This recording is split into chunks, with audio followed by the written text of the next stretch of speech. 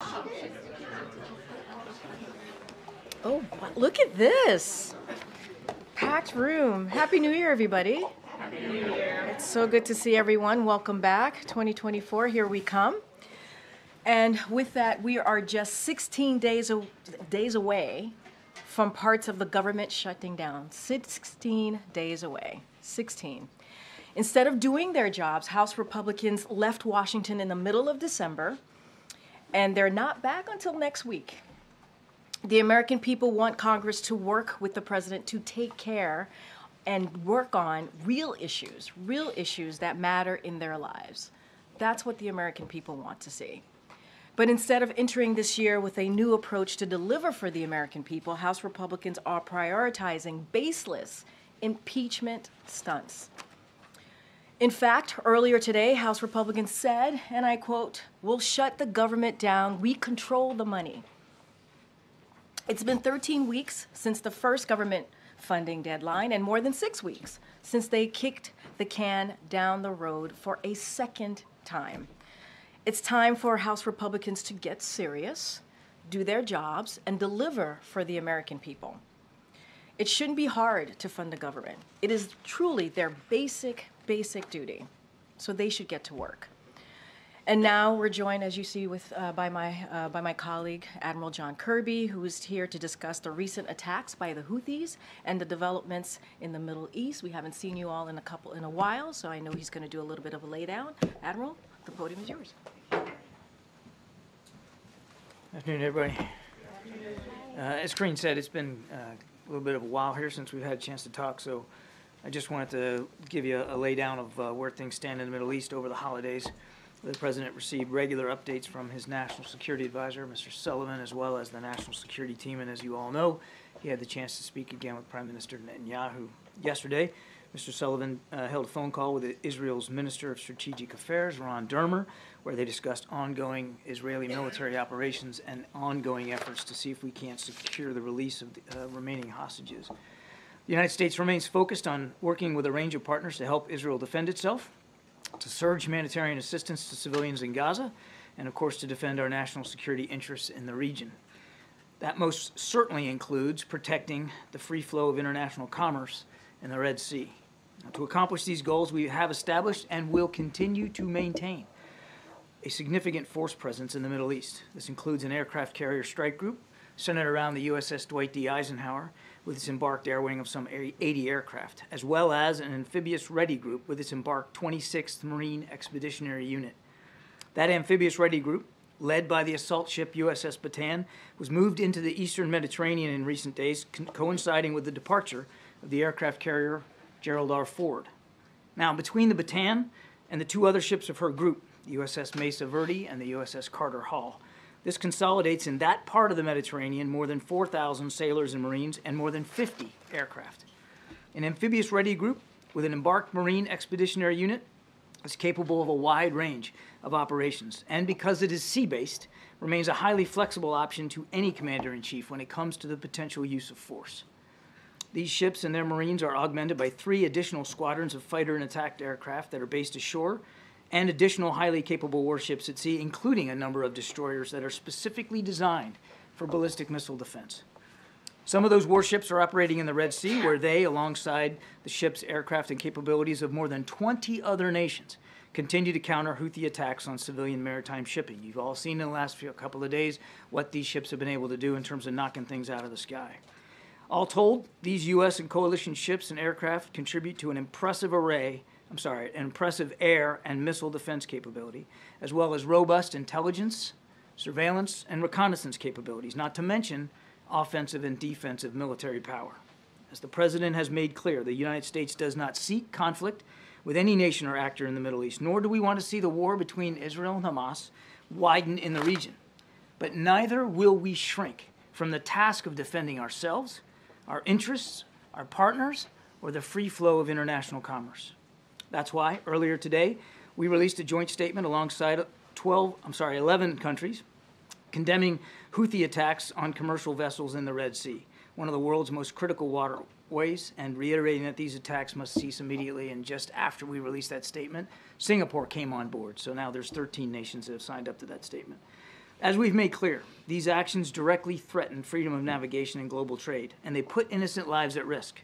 This joint statement demonstrates the resolve of global partners against these unlawful attacks and underlines our commitment to holding malign actors accountable for their actions.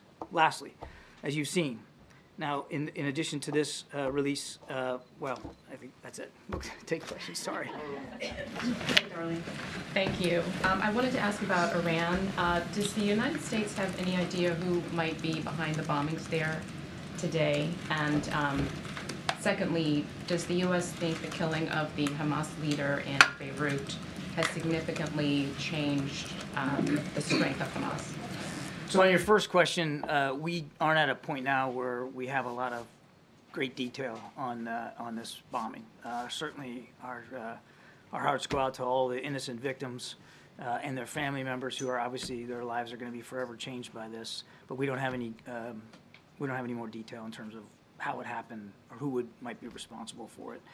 On your second question, again, I would point you to our Israeli partners to talk more about this.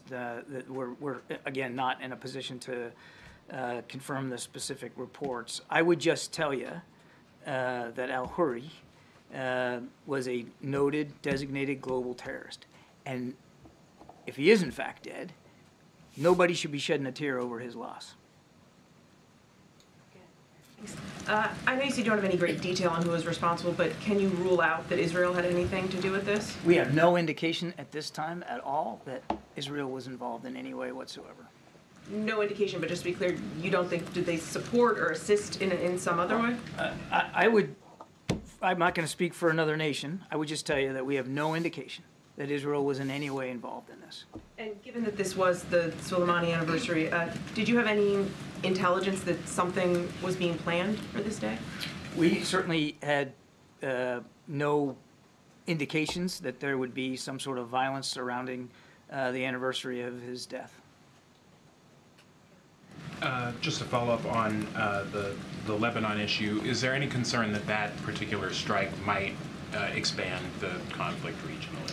Well, I would just say, Trevor, everything that we've done, in fact, the laydown I just offered of the force posture changes that the president has ordered in the region has been designed to prevent an escalation or widening or deepening of this conflict.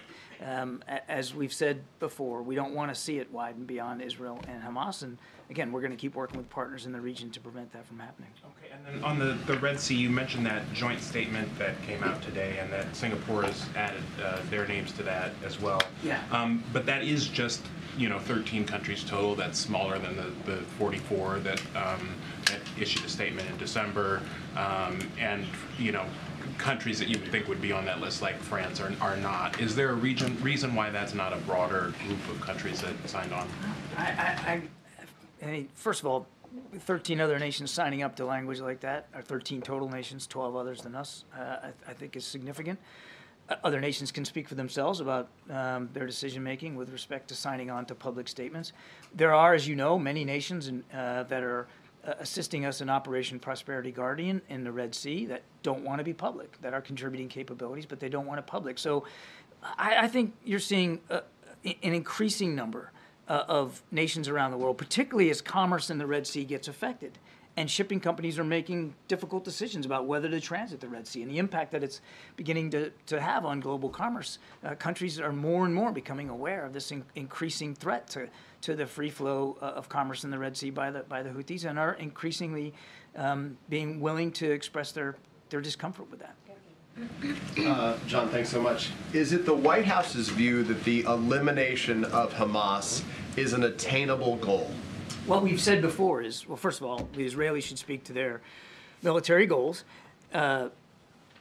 We have said that we absolutely believe they have the right and responsibility to eliminate the threat that Hamas poses to the Israeli people. Now, they have said for themselves, Peter, that the way they're going about that is really targeting infrastructure, tunnels and command and control nodes, as well as leadership. It is not that unusual or different approach than we took ourselves in places like Iraq and Afghanistan, going after the leadership network. Now, you can certainly significantly degrade a terrorist organization's ability to operate, train, and conduct attacks by going after its leadership. You are probably not going to eliminate the ideology which underpins that group, and we've seen that in Al-Qaeda, ISIS, other groups. So let me be clear, there is a difference between language the U.S. has used in the past with the language degrade, to try to degrade the leadership and the ability to attack. So does the U.S., just to be clear, I understand Israel's role in this, does the U.S. believe the elimination of Hamas, though, is an attainable goal? We believe that it is absolutely an attainable goal for the Israeli military forces to degrade and defeat Hamas's abilities to conduct attacks inside Israel. It can be done militarily. Are you going to eliminate the ideology? No. And are you likely going to erase the group from existence? Probably not. But can you eliminate the threat that Hamas poses to the Israeli people? Absolutely. Okay, let me ask you another question if I can. We've been talking about the Houthis here.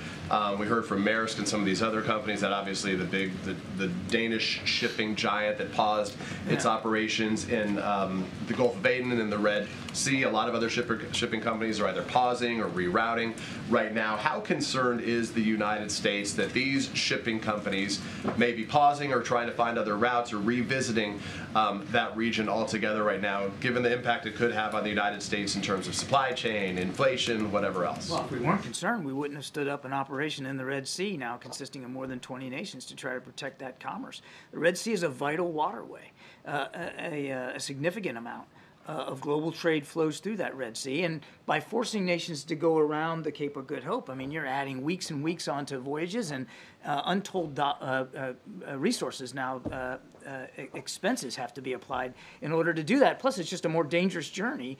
So obviously, there's a concern about the impact on global commerce. Is this a pocketbook issue that Americans could be concerned about, given the supply chain? We haven't seen that effect yet. At risk of being. It would depend on how long this threat goes and on how much more energetic the Houthis think that they might become. I mean, right now we haven't seen an uptick or a specific effect on the U.S. economy, but make no mistake, it is a key international waterway, and it can have an effect on the global economy. Thank you, Karine. Thanks, John. To follow up on the eradication of Hamas, does the U.S. know how many more members of Hamas are left to eradicate? We have estimates. I'm loath to put the numbers out there right now because they are just estimates, but Hamas still has a significant force posture inside Gaza. Is there any way you can characterize the progress that's been made in terms of percentage? How is Israel done, basically? If you're, if it's their operation, obviously you're keeping track of progress. I've been trying real hard not to give them a report card here, and I think that's a wise thing for us to do, is to refrain from analyzing and armchair quarterbacking their military operations. They themselves have said that they have targeted and been successful against a range of leadership of Hamas, certainly at the brigade level and higher. And remember, these guys are organized like a military. It's not just some ragtag group of terrorists. I mean, they have a pretty sophisticated military underpinning and structure to them. And they've gone after quite a bit of those leaders. They've gone after a lot of their mid-range and lower-level fighters as well. I think I'm going to let Israel characterize how they've been doing. But they have, without question, let me just say this broadly, they have had an effect on Hamas's ability to command and control itself, to resource itself, and quite frankly, to lead their troops. And just one quick clarification on the airstrike in Lebanon. Is the U.S. assessing to try to determine who is responsible for that? For which one? The airstrike in Lebanon that killed the Hamas leader. I'm not aware of any efforts of the United States to assess that or to analyze that. We certainly weren't involved in any way whatsoever. Thank you so much, John. Moving on to Ukraine, first of all, just your assessment of what we've seen in the last few days, but then also there's a Newsweek report that the U.S. is going to destroy several hundred, quote-unquote, expired ATACMS, which is, of course, a weapon that President Zelensky has asked for specifically. Can you confirm that? And is it possible that the U.S. could send those to Ukraine? And would that be a political decision or a military decision? I cannot confirm those reports. That's really a better question put to the Department of Defense.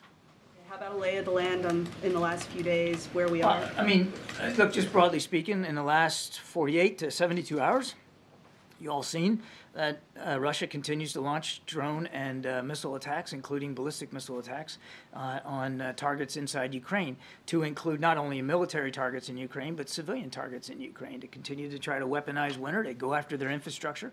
I mean, so for all the ballyhoo that I heard in the last few days about Mr. Putin and some press reports that he's all of a sudden willing to negotiate, he sure doesn't act like a guy who's willing to negotiate. He's doing everything he can to try to put the Ukrainians on their back feet, which is why it's so important that this supplemental funding request that the president put forward gets passed. We have given now Ukraine the last security assistance package that we have funds to support right before New Year's, right after Christmas. And we've got to get support from Congress so we can continue to do that. Israel too. South Africa's filed this 84-page lawsuit against Israel, accusing them of genocide. Israel says that this is blood libel.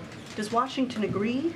And where does this put Washington and Pretoria in We terms find of this relations? submission meritless, counterproductive, and completely without any basis in fact whatsoever. Thanks a lot, John. What's the U.S. assessment of the larger goal that Israel has set to eradicate Hamas? Is that still considered to be a realistic and wise military objective? I think I just answered that with Peter. We don't believe that military attacks alone are going to eradicate an ideology. And it's not likely that you're going to get rid of every single Hamas fighter. So in that sense, I mean, you still have to reconcile yourself with the fact that there may still be some Hamas around, even when your military operation is over. That said, what they absolutely can do is eradicate the threat that Hamas poses to the Israeli people. And you can do that by going after leadership. You can do that by going after their infrastructure. You can do that by going after their resource. And we showed that with respect to ISIS and Al-Qaeda. It can be done. ISIS and Al-Qaeda still exist, but they are nowhere near the kind of threats that they once posed. So it can be done militarily. A couple more on Israel. Maybe this came up on Jake's call, but do you guys feel like you have any path forward on Israel's decision to withhold tax revenue from the Palestinian Authority? And then do you have any reaction to the Supreme Court in Israel striking down the judicial reform package that the Prime Minister put forward? I know the President has weighed in on it previously. Yeah, I don't have any update for you on the tax issue. And on the judicial reform, we are going to be careful that we don't comment on the internal workings of a fellow democracy. What the president has said before stands today, which is, we want to see that as a vibrant democracy, any changes, any governance changes that our Israeli counterparts try to pursue are done with the broadest base of public support possible. And then, sorry, just real quick, before the break, Karine talked about a possible regulatory review of the Japanese purchase of U.S. steel, but I'm wondering if there's a national security component to that review, and if NSC or if you're aware of anyone on the national security side looking into it, As far as I know, there's no updates to that review, and obviously anything like this, I mean, we carefully evaluate the degree to which there is a national security component, and we'll do that in this case, but I don't have an update for you. John, can you give us an update on the hostage situation in Israel and the kind of the status of the talks with the Qataris and others to move that forward? Is it the U.S. opinion that it's at this point pretty much stalled, or is there some hope of reviving that in the near future? Well, there's always hope, and we're not going to stop hoping to try to get all those hostages home. What I can tell you is that the conversations are ongoing, they're real, and we are pursuing them with the same sense of energy that we were, a month or two ago when we were able to get some 50 hostages out. I would tell you that I don't have any specific progress to report today, but we're not gonna stop talking about it. We're not gonna stop working on it, and we're not gonna stop engaging our partners. Talks scheduled with McGurk or anybody else in the region? There have been ongoing communications. I mean, I don't have anything on Brett's schedule to speak to specifically today. I think you can expect that he will be, as he has been, constantly engaged on this, as will David Satterfield on the ground. But it's an ongoing conversation. Just following up on that, John, when Prime Minister Netanyahu said yesterday that Hamas had given some sort of ultimatum on the hostages front, do you know what he was referring to? I don't.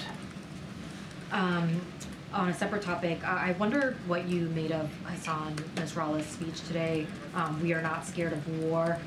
Does the U.S. hear that as escalatory or pretty consistent with what we've heard recently? I think we're going to judge actions and not words.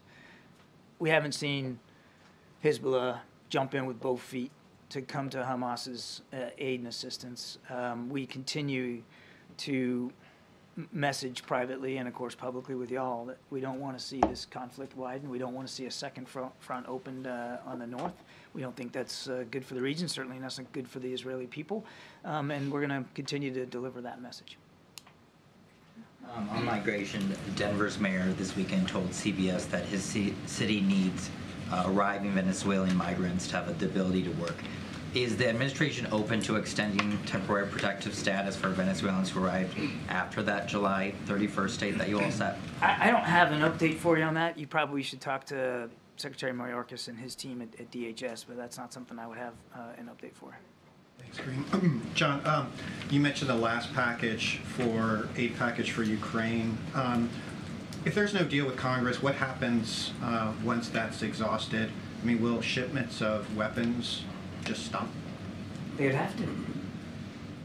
They'd have to. We have. The president signed out the last security assistance package for which we had replenishment authority funds. That's it. We need the supplemental passed so that we can provide additional security assistance to Ukraine. Now, there's always a lag of days, if not weeks, each time we sign out one of these packages. So the things that were signed out on the 27th have not all been delivered to Ukraine. That will come in coming days and weeks. But after that, absent supplemental funding, there's no other magical pot to dip into to try to get support for Ukraine. So there's no other pools of government weapons that could be used temporarily and then refilled later? I'm not aware of any Band-Aid fix that can be done. I mean, I don't want to get ahead of the decision-making process here. I mean, we're going to do what we can to continue to support Ukraine. But in terms of the kinds of security assistance that we've been able to provide and the frequency with which we have provided it every 2 weeks, that ended on the 27th when we submitted our last one for the year, the last one that we had funding applied to. Working out good, Nadia. Thank you. A follow-up on a question. John, you just said that you have no indication that Israel is behind the assassination of Saleh Haruri. But Israeli cabinet ministers and Israeli officials are on the record saying that they are going to go after Hamas leaders. They're going to assassinate them just like they did in the 70s after Munich. So do you dismiss what they're saying as maybe it's not the responsibility? My comment was nothing to dismiss anything they said. I was asked a simple question: do we have evidence that Israel was responsible for it? And I said we didn't. Now, Israel, as I've said before, has a right and responsibility to go after the threat that Hamas poses, which means they have a right and responsibility to go after the leadership of Hamas. Now, as I've also said many, many times from the podium, we expect that they'll do that in accordance with international law. A question: yesterday, the State Department condemned the statement of two Israeli cabinet ministers calling for the displacement of Palestinians. Yeah. And I'm sure that's a position of the White House as well. It is. But practically, how do you enforce that? You have so much leverage over Israel. Apart from condemnation, what practically can you do to stop this plan? Because Netanyahu defiantly challenged the White House when it comes to state solution and other issues with keeping soldiers in the northern part of Gaza. First of all, I don't think we can call it a plan. These are comments by two cabinet officers. That doesn't constitute an Israeli plan to relocate people out of Gaza.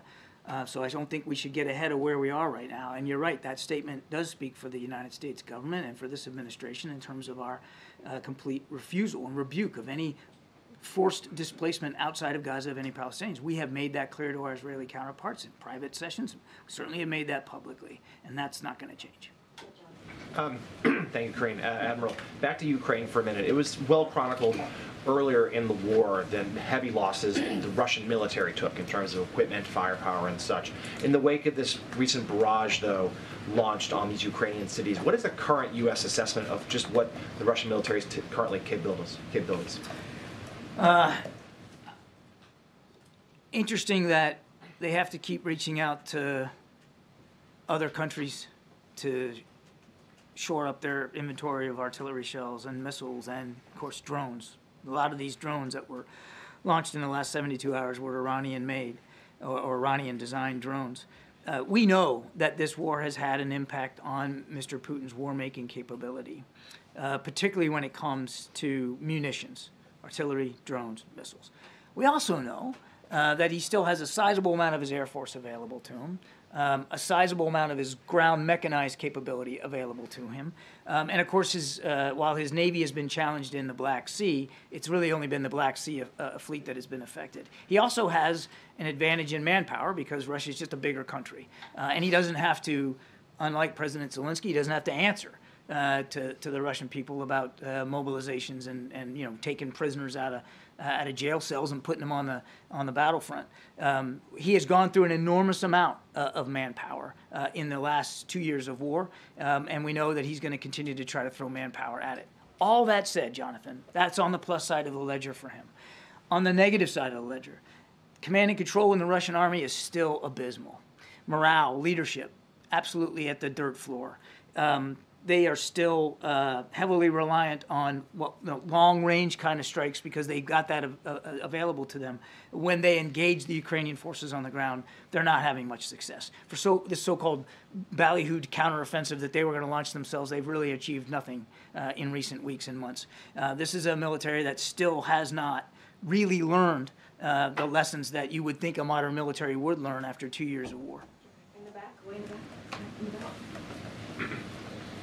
Yeah, Admiral, you said that the United States doesn't want a second front, and you also said that Israel has a right and responsibility to go after Hamas leadership, but isn't the United States and the President, aren't they exactly widening and escalating this, given the fact that the U.S. is supporting chasing Hamas leadership outside of Gaza? I mean, the fact that it's going into Lebanon, a sovereign nation. Again, your question is presuming an awful lot, and is presuming that I said things I didn't say. I'm not confirming that the Israelis took this airstrike. I would refer you to them to speak to their military operations. I did. Nevertheless, I'm not confirming that they took this strike. They have a right and responsibility to go after Hamas leadership, and we expect that they'll do that in accordance with international law. Nothing's changed about the fact that we don't want the conflict to widen. I mean, heck, my opening statement was 4 or 5 pages worth of talking about all the kind of capabilities that the president's putting in the region to prevent that very outcome. Okay, so let me follow up on that then. Given the Red Sea patrols, we knew in advance of those being set up that the Iranian defense minister said very clearly, nobody can make a move in a region where we have predominance. The United States knew that. Set it up anyway. Is that not being seen as a provocation? If you know that Iran sees that as a provocation, you take the action anyway. That's certainly turning things on their upside down, isn't it? Wouldn't you consider provocation launching ballistic missiles and drones at commercial? Wait, let me finish. Wouldn't that be considered provocation? Targeting innocent merchant shipping and innocent merchant sailors? That's a provocation.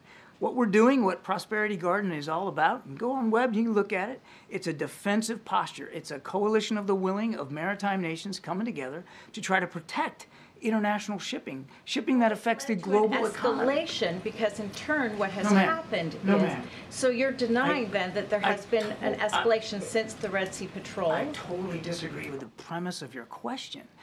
It wasn't the United States who decided to attack commercial shipping in the Red Sea. The Houthis did that. And who are the Houthis backed by? Iran. As I've said before, Iran provided the missiles that the Houthis are using. We are simply in a defensive posture to try to protect that commercial shipping, and we have in the last 48 hours. Then there's been an escalation. Now Iran has launched a frigate into that, so there has been an escalation. Okay, again, let me stop you. The fact that they...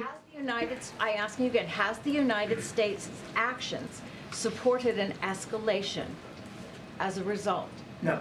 You said that your words said... You asked me a question, ma'am, I answered it. No. You said nothing the president has ordered has been designed to widen or deepen this conflict. I stand by my answer. No. Okay, we got to move on to Danny, and then Merrick, and then we're...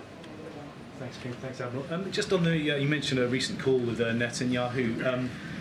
Can you speak to the tenor of the recent conversations between the President and Prime Minister Netanyahu? There have been reports of sort of growing tensions between them, and can you describe to us what the tenor of those conversations? No, I'm not going to get into describing the tone and tenor. We do a readout of these conversations. We'll continue to do that. Look, these are two guys that have known each other a long, long time. They don't agree on every issue, and you shouldn't expect that they would agree on every issue. The President is able to have candid, forthright conversations with counterparts, and when you're friends with a country, the way we are with Israel, those conversations can be, they should be candid and forthright. Thank you very much. Two questions on Ukraine. Does the President support confiscating Russian frozen assets, $300 billion, to help Ukraine? And second question, how much of the equipment that was delivered to Ukraine by the US has been damaged by Russia? Do you have any assessment? What are their capabilities in terms of the equipment delivered by the West and the United States? On your first question, we're still talking to partners about what reconstruction and recovery needs to look like in Ukraine after the war, but obviously our main focus right now is helping them in this fight against Russian aggression. And on your second question, that's a better question put to the Ukrainian Defense Forces, not the United States. We are working very, very hard to make sure that every system that is provided to Ukraine, there's a measure of accountability for it, that we can assure the Congress and the American people that that material is being used appropriately on the field of battle. And we've seen no indication that it hasn't been, that there's been some wide-scale corruption or misuse by the Ukrainian military. But it is war. It is war. And these things are sometimes being expended hand to mouth. I mean, they no sooner get into Ukraine than the Ukrainians are firing them at Russian troops. So we're working real hard on accountability. But as for every single bullet and bean that have been given to Ukraine, I mean, that's really something for the Ukrainians to speak to. Every single bullet, I'm asking about, in general, about Ukrainian capabilities in the war with Russia. Are you tracking those? Of course we are. Yeah. In fact, we added expertise and individuals to the team in Kyiv, specifically for accountability purposes. And the Ukrainians understand our need for accountability. They share that, and they have made it clear that they're willing to work with us on accountability measures for all the systems that are being provided.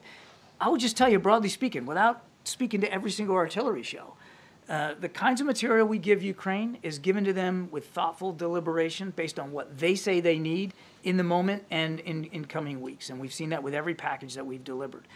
Number two, as I said, in many cases, this stuff is going right from the trucks and the trains to the hands of a soldier on the battlefield. Not everyone, but oftentimes it's that fast. They are using these things appropriately in defense of their country. Thanks, Admiral. Thank you. Appreciate it. Thank you, John. Yep. Thank you so much. Okay, Darlene, good to see you. Want to reset us and start us off again? Sure, good to see you too. For the first time in the U.S., there are wind turbines that have sent electricity to the grid. There's a wind farm off the coast of Massachusetts. It delivered some power just before midnight on Wednesday. It's a project the Biden administration had signed off on, and I was just wondering if the president supports this kind of energy. Is he aware? Any reaction that you can share? So I don't have a reaction for you at this time. I would have to get back to the team, and I certainly have not spoken to the president about this particular issue. As you just stated, that is something that we are, when it comes to wind turbines. You've seen the president visit many manufacturing factories where they are certainly leading with that and manufacturing those wind turbines. So certainly that is part of our climate change, certainly an initiative, clean energy. So that's certainly something that we have been very much backing and supporting, but that particular issue I have not touched base with the president about. And then two other quick ones. Will the president have a public schedule tomorrow or Friday? I don't have anything at this time for you. As you know, he will be traveling on Saturday for January 6th to Pennsylvania. That is something that the campaign is putting together. So if you have any specific details, we'll certainly make sure that you reach out to them. I just don't have anything else on his schedule for the next day or two. And is there there a list of the scholars and the historians that the press office said he had lunch with today So, and the lead up to the January 6th? I don't have a list to share at this time. For folks who are not tracking, this afternoon the president met or had lunch with a group of scholars and historians to discuss ongoing threats to our democracy, whether here and also abroad. This is something that he tends to do, especially as we head towards an important day like January 6th. So it's something that it is commonly done. He's done it. He's met with a diverse group of historians before. I don't have a list to provide to you at this time. Thanks, Karine. On the scholars and historians meeting, that statement referenced threats to democratic institutions in the country. Does the president think that there are any specific policy changes that are needed to strengthen institutions ahead of the elections? I don't have any policies to announce or preview for you at this time. Look, the president has always been clear. I've been clear from this podium as well. What happened on January 6th was unprecedented, an attack on our core principles, an attack on our democracy. What we saw was an attack on our rule of law, attack on our Constitution. We saw the Confederate flag in the middle of the Capitol building. It was a terrifying and horrific day, and a dark day in our history, sadly. But I just don't have, as far as policy-wise and our strengthening our institutions, don't have anything to share at this time. But specifically, does he think the United States is ready to have free and fair elections in November? Well, we have to. I mean, that is what we need. We have to. That's what the president believes in, right? He believes in having a democracy that works, on having a free and fair election. That's something that he has spoken to, obviously. But I don't, as far as our policies for our institutions, announcing any new policy, I don't have anything just announced at this time. But clearly, that is something that the different agencies who are involved are certainly making sure that we get to a place that where Americans are able to vote freely in November. And do you have any reaction to the new data out of Treasury that the national debt has hit a record $34 trillion? So yeah, if you look at that data, it's a trickle. There's a trickle down debt. If you think about it, Republican tax cuts are responsible for about 90% of it. Of the increase in the debt as a share of the economy over the last 2 decades, excluding emergency spending. And so, as we know, you've heard me say this, you've heard the president speak to this, of what he has done to certainly lower the debt. He signed a legislation to lower the deficit by $1 trillion, right? When you think about the Inflation Reduction Act, that's going to lower prescription drug costs and cracking down on the wealth tax cheats that we've seen. And then his agenda would cut the deficit another $2.5 trillion by making the wealthy pay their fair share. So that is what the president has done. What we've seen on the other side is the complete opposite. What they've tried to do is continue to give a tax break to the millionaires and the billionaires, and that what they have actually put forward would add more than $3 trillion to the debt. So that's what that data shows us, and that's what we have done to try to make sure. The president has been very, very deliberate about this to make sure that we do everything we can to certainly deal with the debt. Get him, Jay. Thanks, Karine. Has the president been briefed on the imam who was shot and wounded outside of a New Jersey mosque this morning? Obviously, there's serious concern about this having been an act that was driven by Islamophobia. Just wondered what the White House... So we're aware of the shooting of the imam outside of the New Jersey mosque, as you just laid out, and certainly we're praying for his speedy recovery. Local law enforcement are all hands on deck, obviously, and is investigating, and we hope that they're able to complete their work soon. I don't have anything else. I would refer you to the FBI on any specifics, and I have not spoken to the president, but obviously we are aware of it.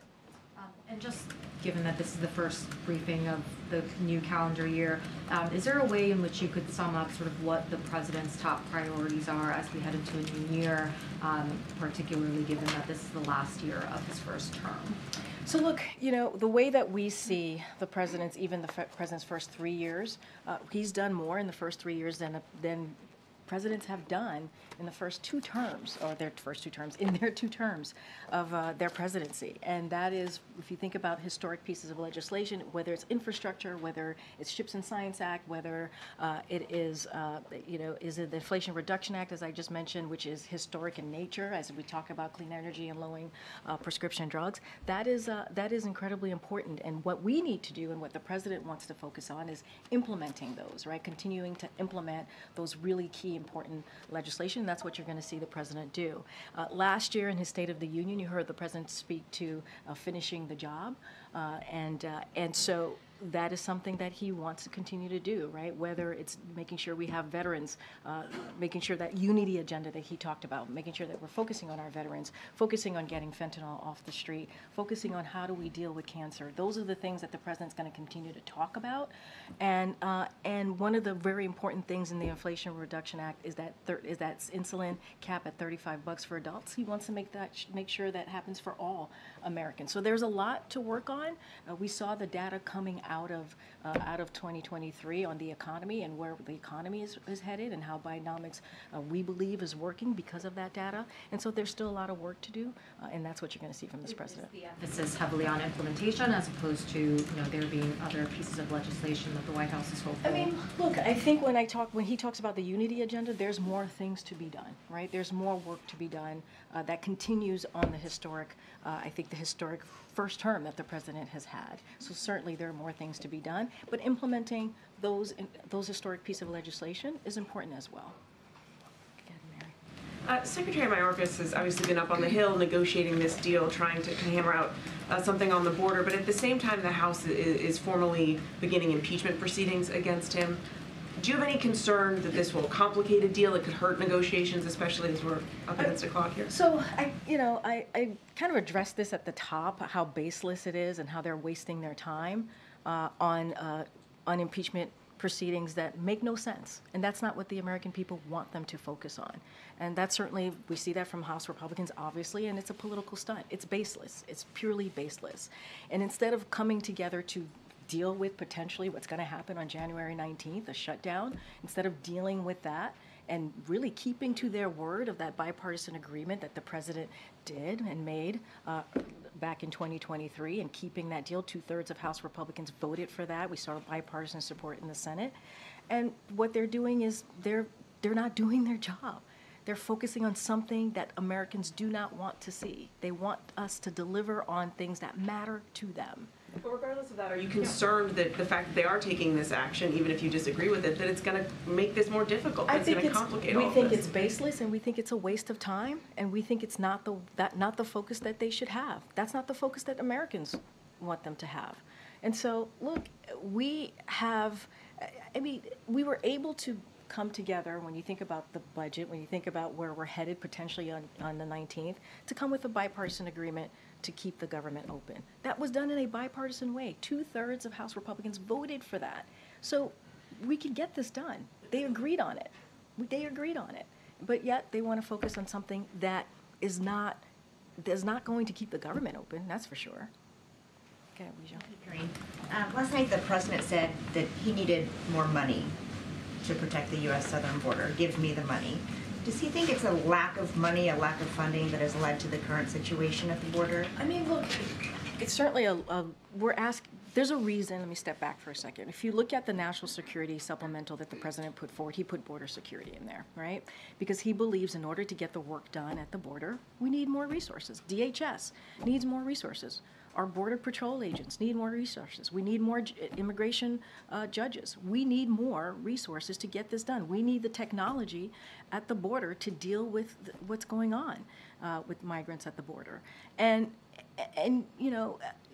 last May, the Speaker and the Republicans in the House, they voted to get rid of 2,000 Border Patrol agents. I mean, that's their focus. So of course, that's not helpful.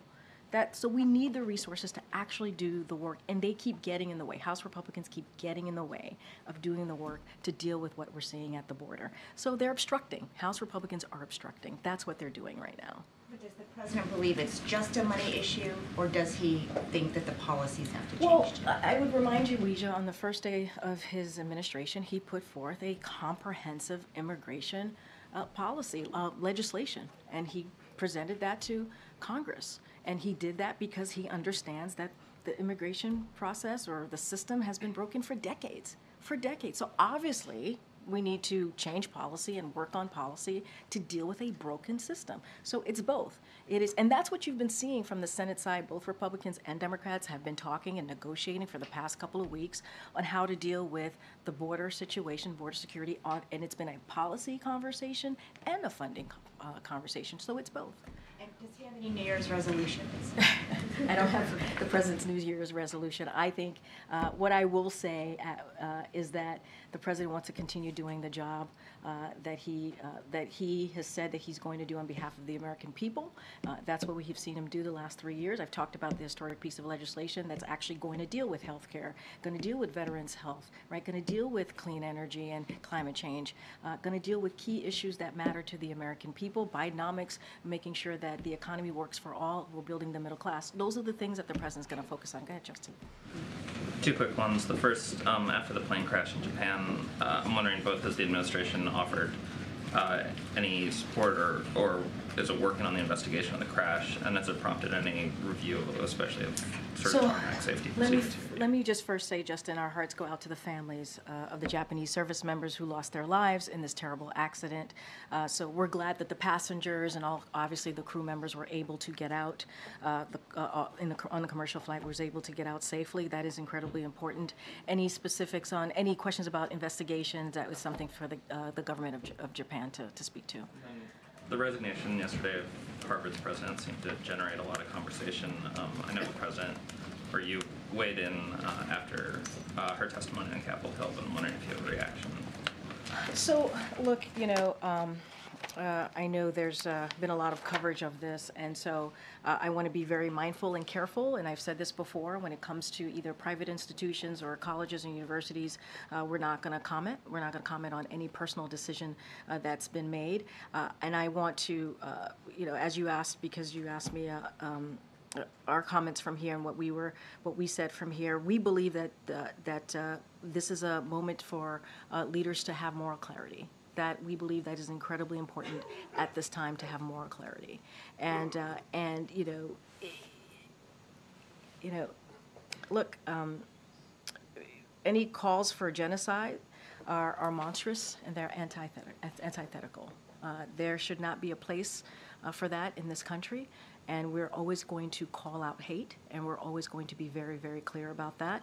And I will add that you heard the university presidents who testified also apologize, right? And you heard them say this. I'll quote what President Gay said. She said, "I'm sorry, words matter." I'll quote what President McGill say. "I was not focused on, but I should have been, the irrefutable fact that a call for genocide of Jewish people is a call for some of the most terrible violence human beings can perpetrate." So we believe it's a time to stand up and show leadership, and we believe that's what we did at that time. Okay. Thanks, Karine. On the border negotiations, can you comment on the concerns raised by some of the Hispanic caucus members and other elected Latino leaders who feel they've been kind of cut out of these talks? So look, we've been in touch with Democrats, obviously members of the Hispanic leadership, and we've done that as these conversations have been going. We're not going to speak to certainly private conversations. Look, I'll say this, the president believes that we need to have a bipartisan agreement. That's where he believes, on both funding and also policy. And that's what you've seen from Democrats and Republicans on the Senate side. And that's what they've been doing. They've been having those conversations during the holiday season and throughout this week as well. And so we believe those conversations are headed in the right direction. And so, again, I said this moments ago, the president believes our immigration system is broken. That's why he put forth a legislation to deal with the comprehensive legislation to deal with the immigration system. And so now we're having a conversation, a bipartisan conversation about how to move forward. We're going to continue certainly to hear from the leaders, obviously, and to hear what they have to say. And we've been in touch with them. We've had conversations with them. I'm not going to go into private conversations. And, it's being hammered out. I don't want to get into specifics from here, what the policies are going to look like, what's in or what's out. We think it's heading in the right direction, and it is important to have these conversations. One of the concerns that they've raised, they say the discussions is leading the Biden administration into a trap, asylum discussions, that making it harder to migrate legally will only increase irregular migration. Have you heard that from them specifically, and how does? So look, I've seen the reporting just like you have. Obviously, the team here has had conversations with leaders. Here's the situation, right? The situation is that this system, this immigration system, has been broken for decades, and we need to have a bipartisan agreement to move forward on how to deal with the system. That's what we need to do, both on a policy front and a funding front. And so that's what you're seeing from the Senate side on both Republicans and Democrats, and it's been weeks of conversations and negotiation. And we think that is important. That's the only way we're going to be able to deal with this issue. And it's headed in the right direction. I'm not going to get into asylum. I'm not going to get into asylum policy. I'm not going to get into specifics. And so I'm just going to have to leave it there, obviously. Go ahead, Michael. Thanks, Karine. The House committee is moving ahead with impeachment proceedings against Secretary Mayorkas. There's a hearing scheduled for next week, so I'd just like to get the White House response, and also just to clarify, does the president still have confidence in the secretary? Absolutely, the president has confidence in the secretary. I think, and I've said this moments ago. I said it at the top as well. We believe that what they're doing, the House Republicans are doing with this impeachment inquiry, is baseless. We believe that it's a political stunt, and we believe there's no time for that right now. There are things that the American people want us to get done, and that's what they should focus on. And you know, it is unfortunate that this is where the House Republicans, that's the road that they want to go down with this impeachment proceeding. That is really unfortunate when the American people have been very clear. They want us to see it, they want us to work in a bipartisan way to get things done for them, and that's what the president wants to do. Go ahead, Karen. Back on the border negotiations, has the president spoken to Secretary Mayorkas since he met with the bipartisan negotiators on the Hill yesterday? I would literally have to check. I don't have any call to read out. But obviously the president speaks to his cabinet secretaries on a regular basis. But on this particular meeting, I don't want to get ahead of that. So I would have to check in. But he speaks to them on a regular basis. Obviously, it's his cabinet. And you've said you're not going to get into the details of what's being negotiated, but broadly, does the White House want to see Congress clear the supplemental before turning to the government funding issue before January 19th? As you just laid out, Congress has a lot of work to do. They do.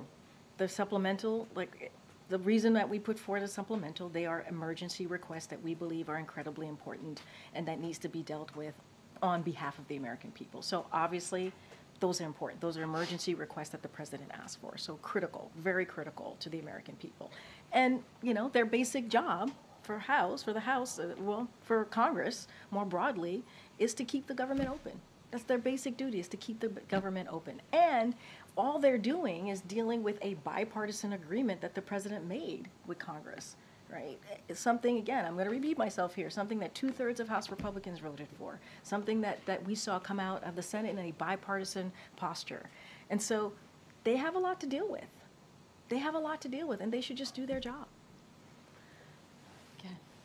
Does the president still have plans to visit the disaster site in East Palestine, Ohio? So I don't have any schedule of the president at this time, but I will say this: the president continues to oversee, as you know, and we've said it multiple times from here. It was a robust recovery effort to support the people of East Palestine, and we will visit when it is most helpful. The president will visit when it's most helpful to the community, and so we're going to continue to stay on the ground as long as possible. Remember, because we have that robust operation, while ensuring that Norfolk Southern is held accountable for the trauma they inflicted on this community.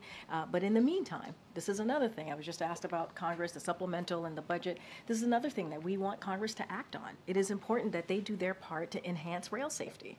That is something that Congress has to do, and they have to do it by passing a bipartisan Railway Safety Act. That is something that they need to get to. But the president's going to continue to be there for the community, as he has been for the past several months. And Argentina has reported 3 foreign nationals, Syrian and Lebanese, arrested on suspicion of plotting a terror attack. Is that something the US is monitoring? Does it raise concern levels here? I don't have anything for you at this time. Get it.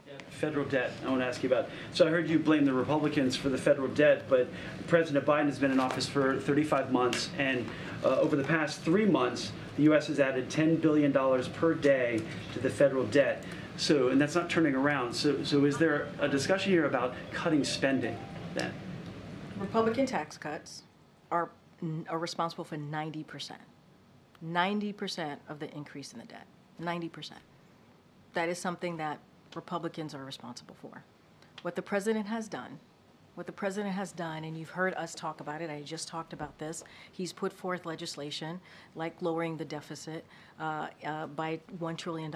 And that's part of the lowering prescription drug costs and cracking down on the wealthy tax cheats. That's what he's done.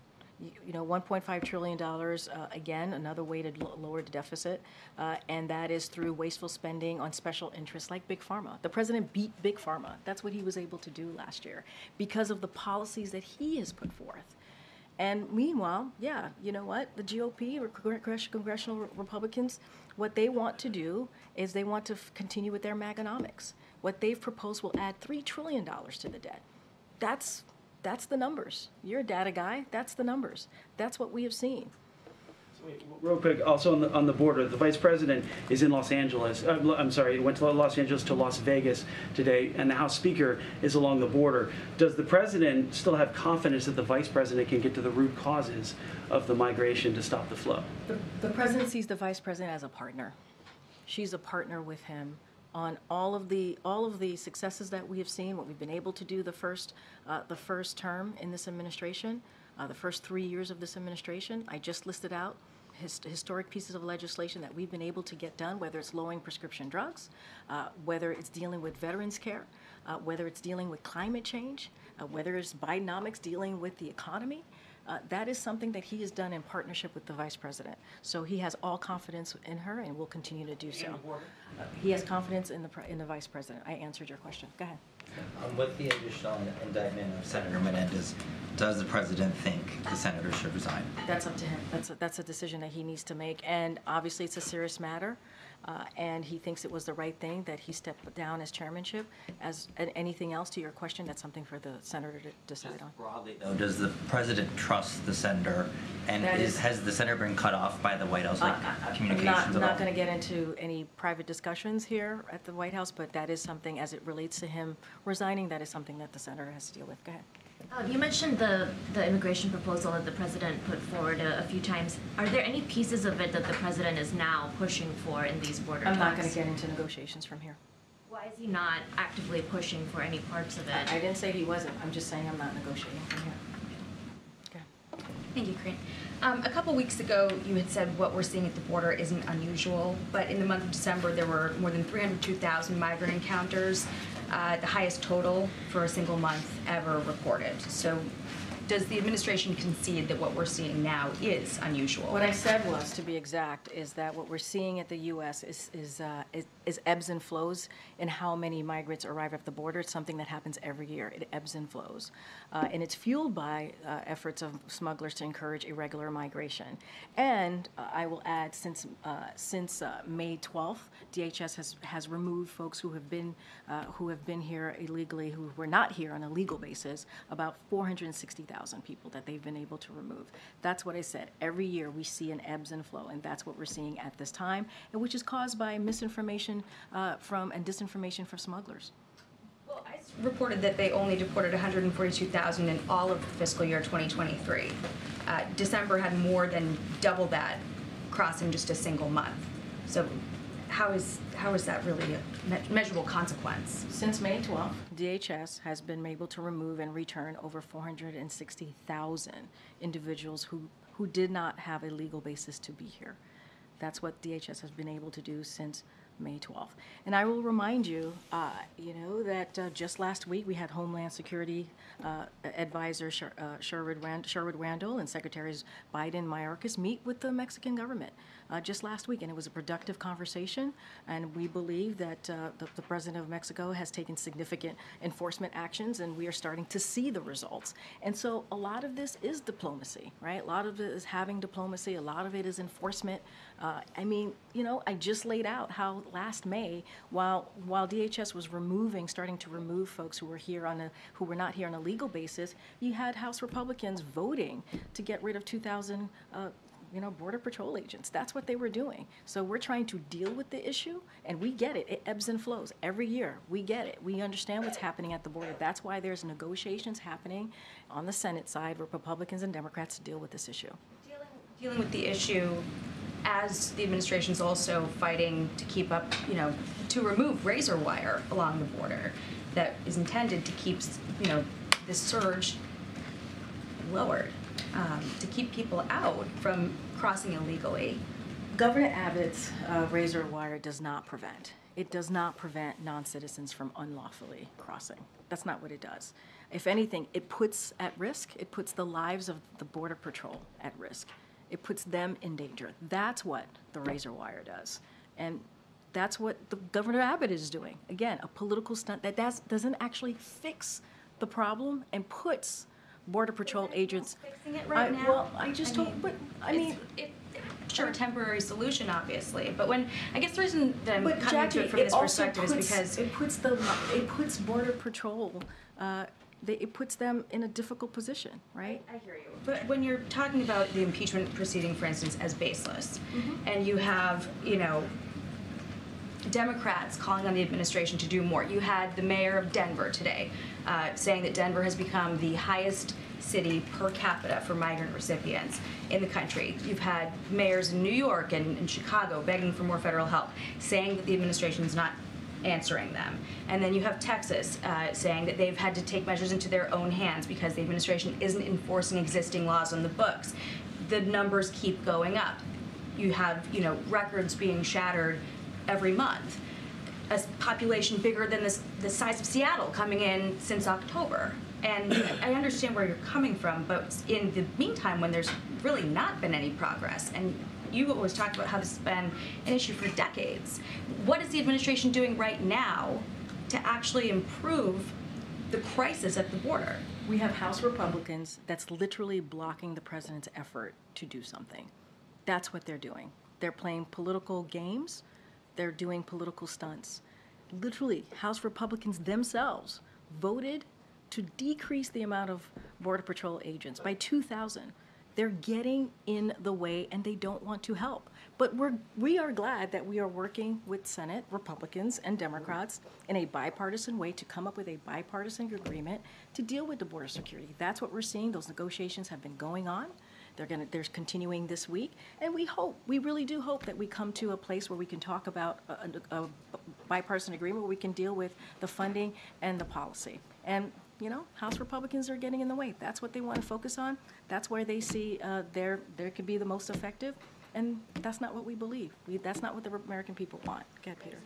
Just to be clear, how does the razor wire put Border Patrol agents at risk, Karine? The Biden administration themselves said that the agents have been cutting the wire to provide medical assistance to migrants or to apprehend migrants who have already crossed into U.S. territory. Let me be more clear. It makes it more difficult. It actually makes it more difficult for Border Patrol to apprehend those who do cross. So I'm going to just clear that up a little bit. Just makes it just to be more clear. It does make it more difficult for them to do their jobs, right? It does. A quick last question, if we can. President Biden obviously campaigned on the idea of being a bipartisan leader, the ability to work together. One of his biggest successes, the White House would say, would be the infrastructure law right now, $1 trillion. It was approved with the support of Democrats and Republicans.